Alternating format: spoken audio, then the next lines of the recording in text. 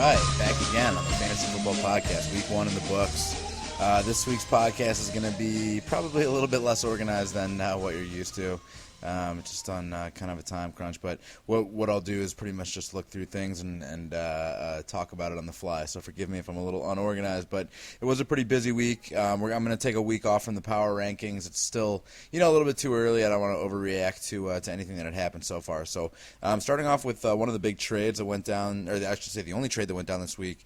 This was Kraus giving Michael Vick and Rashard Mendenhall to Ariel for Stephen Ridley, Mike Williams, and 23 auction dollars.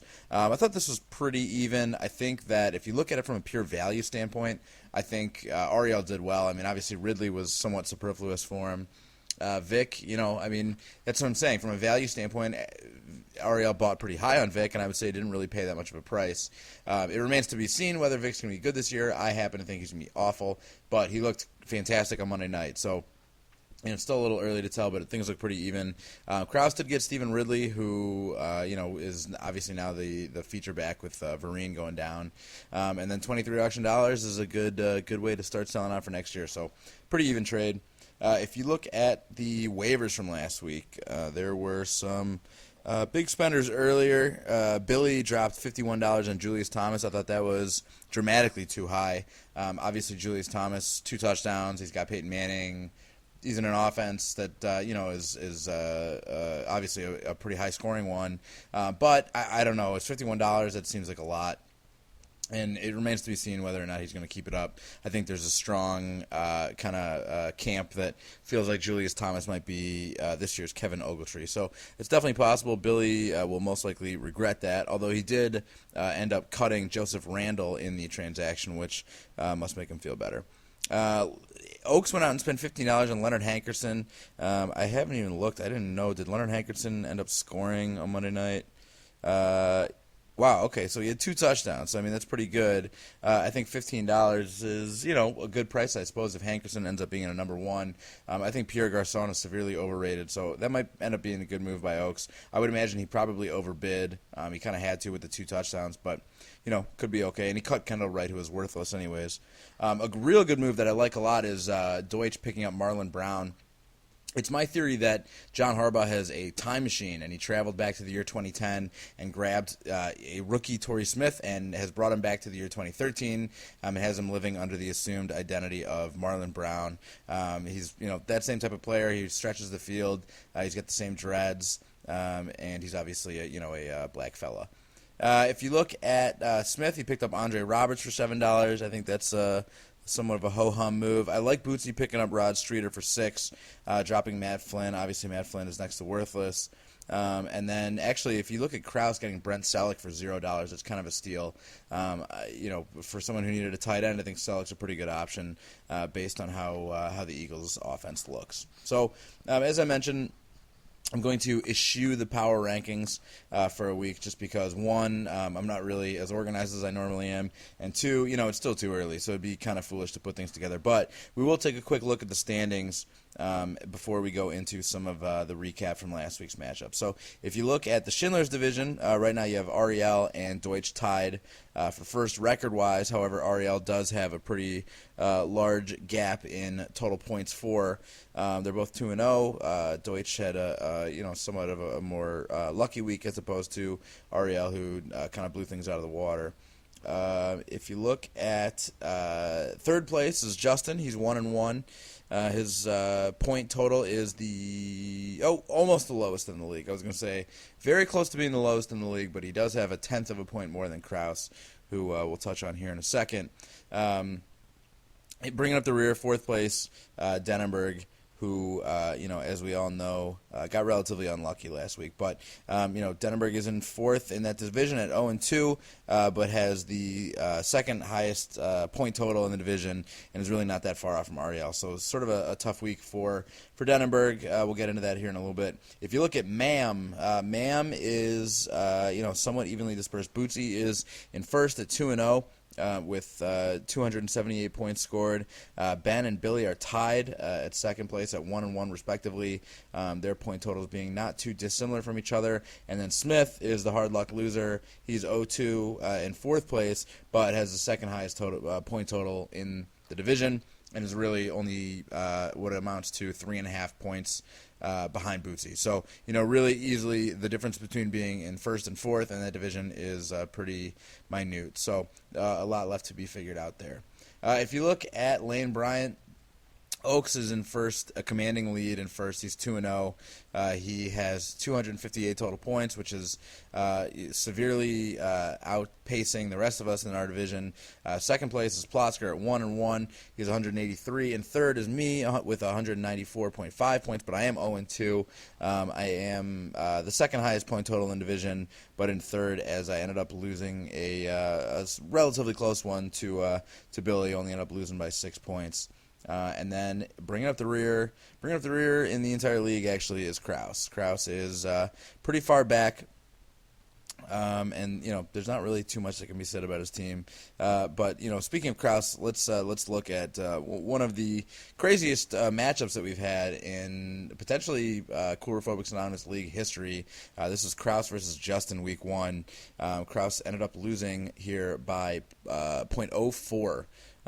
Points in this one. So that's pretty difficult to handle. As I mentioned in my email a little bit earlier in the week, really what you're basing this on is spotting of the ball. The ref just deciding to put the ball 1 inch to his left as opposed to 1 inch to his right, and then you multiply that decision a couple of times over. More realistically, what you could look at is Kraus getting 0 points from Zach Sudfeld. He's not the only one who got 0 points from Zach Sudfeld, but, obviously Sudfeld was terrible. And then even worse was David Wilson, who had 2 fumbles and got negative 2.1. So this is a situation, and obviously he never would have done this, but this is a situation in which if Kraus would have benched David Wilson, he would have won, which is, I know, kind of difficult to take. As I'm looking at it in front of me, Kraus has Kyle Rudolph on his bench. It's not coming to me whether or not he had drafted him or he didn't acquire him in that trade. So I would assume Kraus did have Kyle Rudolph on his bench. I don't know why he would have chosen to have started Zach Sudfeld over Kyle Rudolph. I think Rudolph would have been the better start no matter what. So I guess Kraus kind of brought that one on himself. If you look at Justin's team, he had a pretty terrible week. Matt Ryan and Russell Wilson had good games. Everyone else is pretty terrible. If you take away Ray Rice, that one rushing touchdown, he had a pretty miserable game. Lamar Miller was an abject failure, and James Jones was scoreless as well. So this was a pretty pathetic matchup. The inverse of it, if you want to look at 2 teams that absolutely blew it out of the water, one of which getting pretty unlucky, you look at the matchup between Bootsy and Smith. Smith actually had a really tough week. Smith scored 135 points, which, as we all know, in any given week is a great a great performance. 135 points is solid. It's well above the weekly average, and it's certainly enough to get you a win. I would say 9 times out of 10. Smith had Colin Kaepernick with 400 yards and 3 TDs. He had Ryan Matthews with a pretty solid game. He had Jared Cook with 2 touchdowns. He had Carson Palmer with a good game. He even got a good game out of Danny Amendola, but it wasn't enough. Smith went 0-2. He lost to Bootsy. Bootsy ended up having great weeks from Vernon Davis, who caught 2 touchdowns. Reggie Bush had an incredible week. LaShawn McCoy absolutely blew it up and won it for him on Monday Night Football. And then Matt Stafford had a good week as well. If you look at the other matchup Smith lost, it was to Ariel, and Ariel had ended up winning weekly high points and absolutely destroying things. RG3 had a pretty bad game, but still okay fantasy-wise. Adrian Peterson, not enough to get the win for the Vikings, but obviously enough to score 30 points for Ariel's team.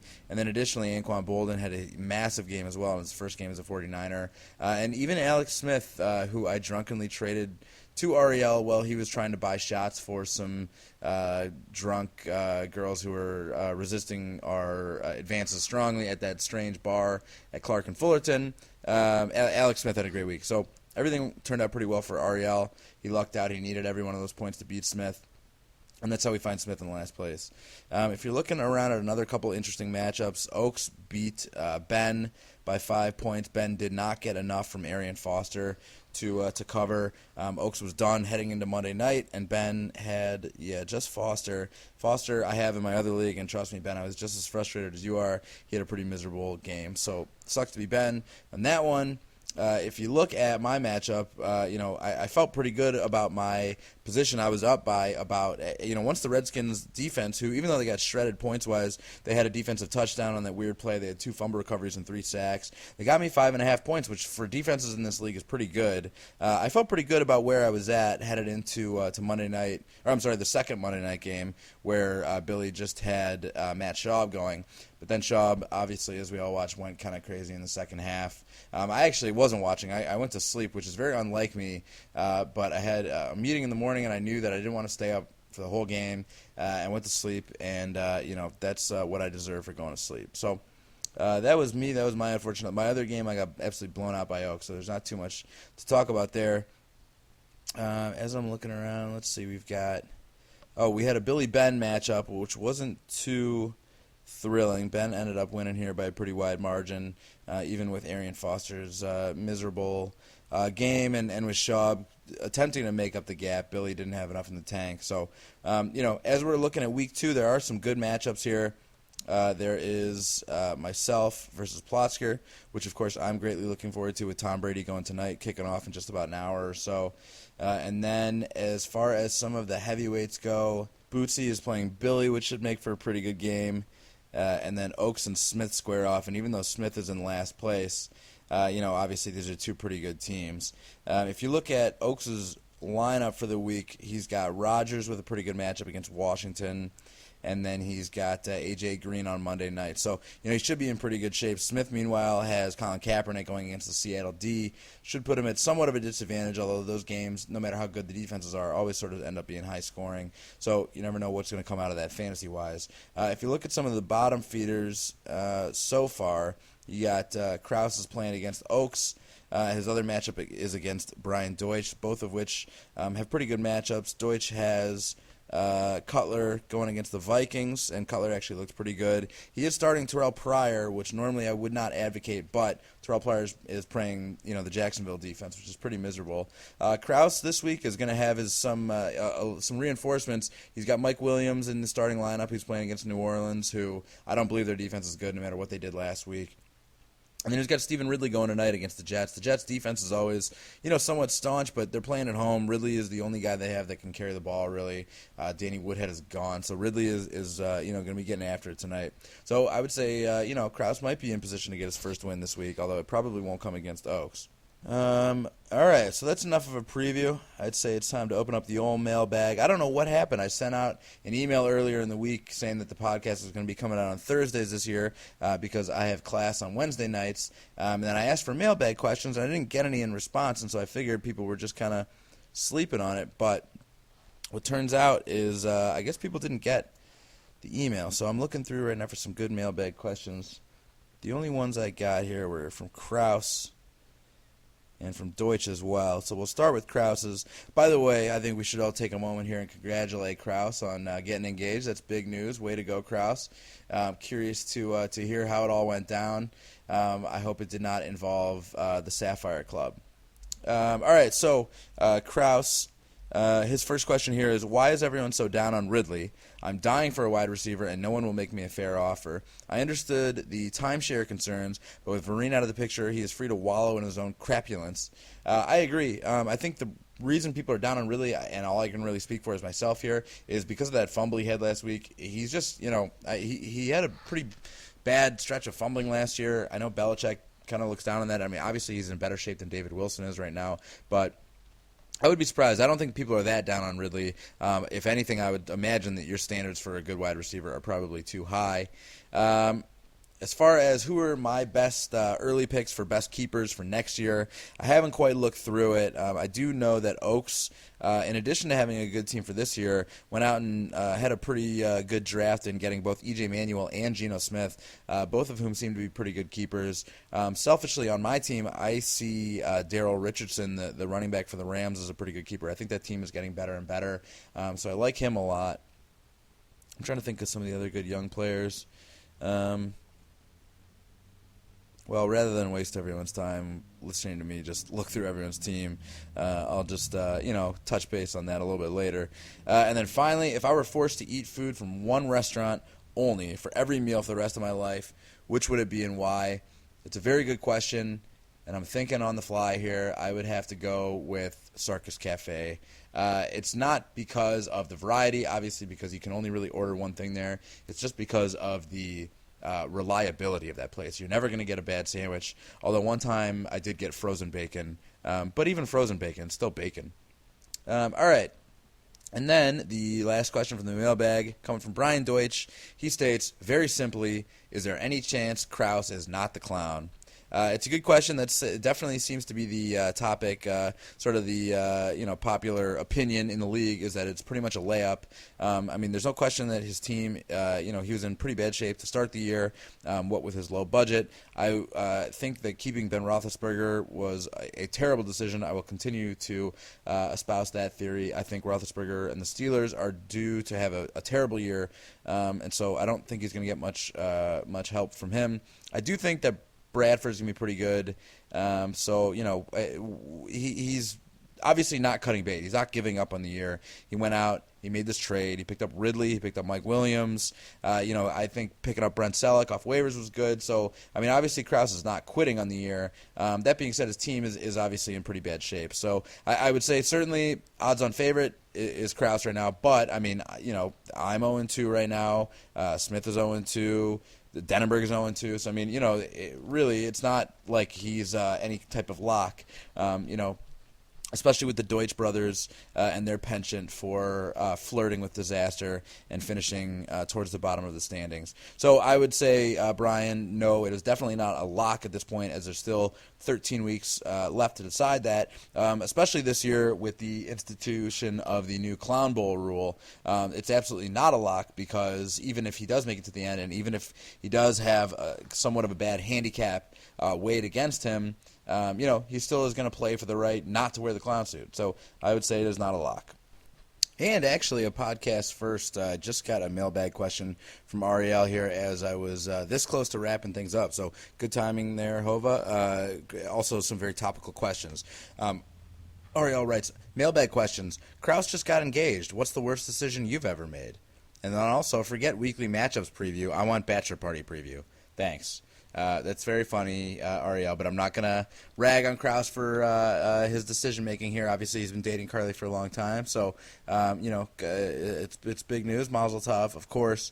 As far as bachelor party preview goes, I don't want to, plan the man's bachelor party for him, but I would have to believe it would in some way involve Calais Campbell and a Cardinals helmet filled with cocaine. So congratulations to Krause. We're all very happy for him. Ariel, thanks for your late contribution. So that's pretty much it. I am off to watch the Jets-Patriots game tonight, in which Plotzker has Brady starting against me. So Jets, Jets, Jets. Thanks for listening.